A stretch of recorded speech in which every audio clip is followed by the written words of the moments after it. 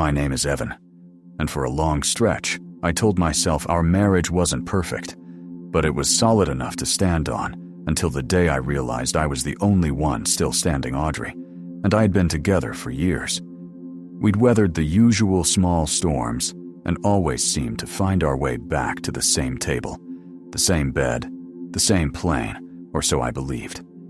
Looking back, the truth is simple and ugly. While I was gripping the idea of us, she was quietly letting go. It didn't happen in a dramatic collapse. It came in small shift after small shift. First, she stopped doing the little things she used to do without thinking. The small check-ins, the quick stories from her day, the habitual warmth that says, "I see you." People get stressed, moods swing, life gets heavy. I know that. But this wasn't stress. People don't just wake up one morning and start treating their spouse like a chore. Changes like that come from somewhere, and I was determined to find out where. She started coming home late. Every time I asked where she'd been, her answers were coarse-grained and careless. "Out," she'd say, barely dragging her eyes up from her phone. If I nudged with something gentle. "Out where?" She'd roll her eyes or sigh like the act of answering me was a tax she didn't owe. That was new. The woman I married used to narrate her day with detail, sometimes more than I asked for. Now, I was lucky to earn a single syllable. Then came the phone, always in her hand, always in motion. Living room? In her palm. Kitchen? Propped against a glass while she scrolled. Even a trip to grab water was a two-person job. Her and the device. Late at night, I'd see the dim glow on her face and ask, "Who are you texting?" "Just a friend," she'd say. "Which friend?" "Why do you care?" One night, staring at the ceiling felt more dishonest than asking again. "Something's wrong," I said quietly. "Why have you been acting this way?" She exhaled like my question had used up her last minute of oxygen. If I had something to say, I'd say it. Let me sleep. That hit harder than I let her see. The confirmation came a few days later with a phone call I didn't want. "Listen," my friend said, voice steady and apologetic. "I don't want to be that guy, but you should look into Audrey. I saw her with a man. They didn't look like friends." Denial is a soft, seductive thing. "No," I said in my chest, if not out loud. "Not Audrey. Not my wife." But the facts lined up faster than the excuses. Distance, secrecy, late nights, a suddenly locked phone, the attitude stuck on contempt. This wasn't coming out of nowhere. I wanted to believe my friend was wrong. I couldn't. Knowing and proving are different games. I needed something she couldn't turn into my fault. Something undeniable. The obvious place to start was her phone. She'd always been mildly protective of it. Recently, it had turned into a security detail. The device traveled with her to the kitchen, the bathroom, the balcony. If she used it near me, the screen angled away like I might be burning through privacy with my eyes.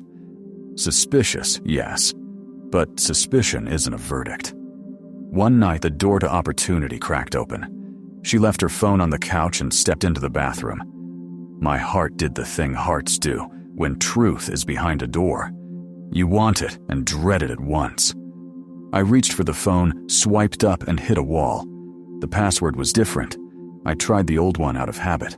Nothing. We had never hidden passwords. This wasn't coincidence. This was a line drawn. Whatever was on that screen wasn't for me anymore. I put the phone back exactly where it had been and sat with the fact that I didn't need the device to show me what I already knew. If she was cheating, she'd leave footprints. People get comfortable and sloppy when they think the story is theirs to write alone. If I couldn't go through the phone, I'd go watch the story being written. A few days later, the script arrived with one sentence. "I'm going to grab something real quick." No specifics, just enough vagueness to make my instincts lift their heads. I waited a few minutes, grabbed my keys, and followed. I stayed far enough back not to spook her, close enough to keep her in sight. She rolled through a few streets and stopped in front of a house I didn't know. She got out with muscle memory and walked straight to the door. She knocked like she'd done it before. A man I'd never seen answered with a smile that didn't look surprised. He stepped aside. She stepped in. The door shut. My wife was in another man's home. I took photos because future me would need them. I didn't storm in. I didn't call her. I didn't stage a scene for the neighborhood. I sat there a few minutes and looked at the house where a piece of my life had just been placed without me. Then I drove home. She came in later, acting like nothing had shifted that might have cut the deepest. I called her into the living room and told her to sit. She sighed, irritated, folded her arms, and gave me a look that said her time was precious and I was stealing it. "I want you to end whatever's going on," I said evenly, "or we're done." No raised voice, no threat, just a fact presented. "I don't know what you're talking about," she said, face flat. "There's nothing going on." I took out my phone and turned the screen toward her.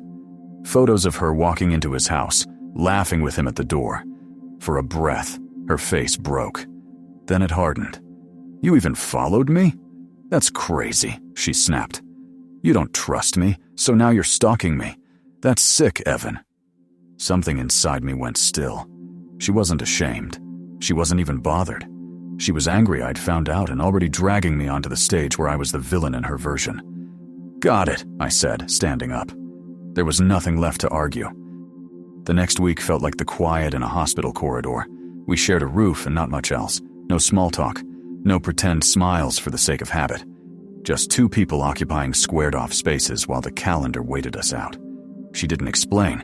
She didn't try to fix. And I knew she wasn't going to stop seeing him. I wasn't going to beg a person to be loyal. That isn't love. That's losing. So while she performed normal, I went to my lawyer and began the process. If she wanted to be with him, she could go.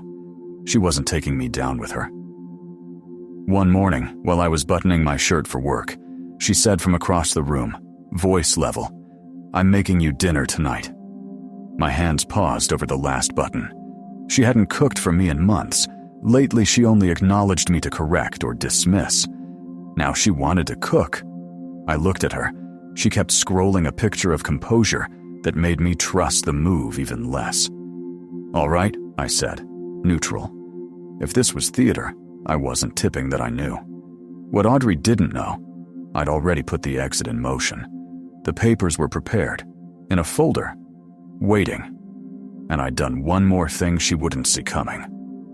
While she was sneaking around with her secret lover, I'd been speaking to someone who knew her better than anyone, her best friend. It hadn't started with intent. It started with two people comparing notes on the weather in a house where windows had been shut for a long time. She knew who Audrey had become and didn't pretend otherwise. Over time, conversation became companionship, and companionship became something with a pulse. So, if dinner was a game, I wouldn't shout. I would end it on my terms. That evening, I came home to the smell of food I hadn't smelled in too long. At another time, in another month, I might have felt hopeful. Now, I felt cautious. We ate quietly, ceramic and silver, making the only small talk that mattered. She didn't ask about my day. I didn't ask about hers. Halfway through, I set down my fork and asked, "Have you ended your affair?" She didn't flinch. She smirked, leaned back, and delivered her line like it had been rehearsed. "I'm leaving you." I exhaled, not hurt, not surprised, almost amused at the timing. There was a day when those words would have blown a hole in me and made me crawl to the edge. Now they sounded like punctuation at the end of a sentence I should have finished sooner. "Perfect," I said with a real smile. I stood, walked to the bedroom, came back with a neat stack of papers, and slid them across the table. I already prepared the paperwork. Signed. For the first time that night, her posture slipped. This wasn't the reaction she'd written for me. She looked at the papers, then at me, searching for an expression she could use as leverage. There wasn't one. Then, ding dong, her head snapped to the door. She wasn't expecting anyone. I was. I pushed back my chair, took my time crossing the room, and opened the door. She stood there, casual and beautiful, holding nothing but her own calm. Audrey's best friend. The woman Audrey had trusted with her secrets. The woman I'd been getting close to since I realized my marriage had already died. I stepped aside and gestured. "Meet my new girlfriend." Audrey's face went through shock, betrayal, and something that might have been regret if it hadn't arrived so late. When you play games, you should practice losing. She did not take it well. Calm exploded into shouting names thrown like plates in a kitchen no one cooks in anymore. I didn't argue. I didn't get pulled onto a stage that was closing anyway. The papers were on the table. She could sign or meet me in court. At first, she pretended to be above it, said she wanted to move on clean. I knew better. When the fact of finality sank in, she turned mean. It stopped being about the marriage. It became about making me pay. She went to court and tried to turn me into a story people warn each other about. Called me controlling, manipulative, abusive. She said she'd felt trapped, isolated, worthless, emotionally tormented. She added stories that never happened and told them like memory. The worst part about lies is that confidence dresses them up as truth. Some people believed her. I let my evidence talk instead of my anger. Photos of her at his house, messages that made it plain this wasn't friendship with bad boundaries. Bank statements showing she'd used our joint money to fund the affair withdrawals, dinners, rides, little luxuries that add up when you don't think anyone is checking. My lawyer put a spotlight on every number. Then we talked about the kind of damage you can't photograph, the months of making me doubt my own eyes, the gaslighting, the erosion of self that happens when you keep staying for someone who already left. The court listened. When the ruling landed, I watched something close in her face. Assets were split fairly. Because I'd brought proof and kept my accounts clean, I kept most of what I'd worked for.